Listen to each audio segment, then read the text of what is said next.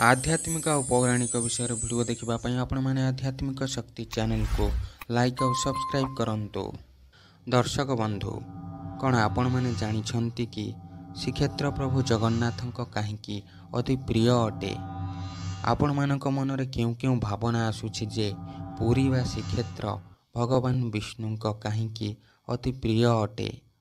ताहा आपण मैंने कमेंट माध्यम आमको जनातु। प्रथमतः महाप्रभु जगन्नाथ स्वयं निराकार अटंती। से एही सृष्टि को सर्जना करिथांती एवं शेषरे सृष्टि को अंत मध्य करिथांती।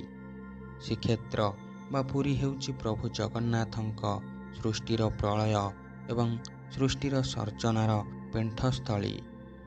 प्रभु जगन्नाथ श्रीक्षेत्रर कल्पवृक्ष बा कल्पवटरे बसी सृष्टि को सर्जना एवं ध्वंस करिथांती। प्रलय समय सारा सृष्टि को जलराशि बुड़ाई दे थाए, हेले श्रीक्षेत्रर एही कल्पवृक्ष को बुड़ाई पारे नाही। कारण प्रलयर जलस्तर जेते ऊपर को उठी थाए, कल्पवृक्षर शाखा सेते ऊपर को उठी थाए एवं सेही वृक्षरे बसी प्रभु जगन्नाथ सृष्टिर सर्जना आउ ध्वंसर लीला संपादन करिथांती।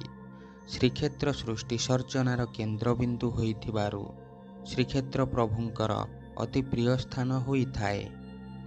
द्वितीयतः जगन्नाथंक क्षेत्र बा ओडिशा राज्य अनेक दिव्य आत्मा माने जन्म नेबा पई जगन्नाथंकु तपस्या करिथांती।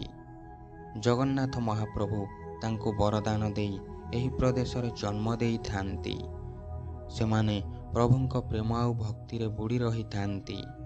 भगवान तो भक्तवत्सल अटंती ना, से तो भक्तर भक्ति रे बस होई वैकुंठ को मध्य परित्याग करी भक्त पाखकु चली आसंती।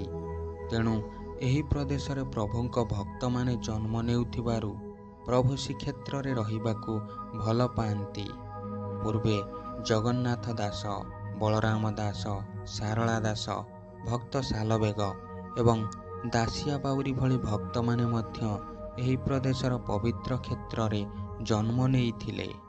जेहेतु एही क्षेत्रर प्रदेश प्रभुंक भक्त मानंकर विचरणर पेंठस्थली होई थाए, तेणु एही क्षेत्र प्रभुंकर अति प्रिय होई थाए।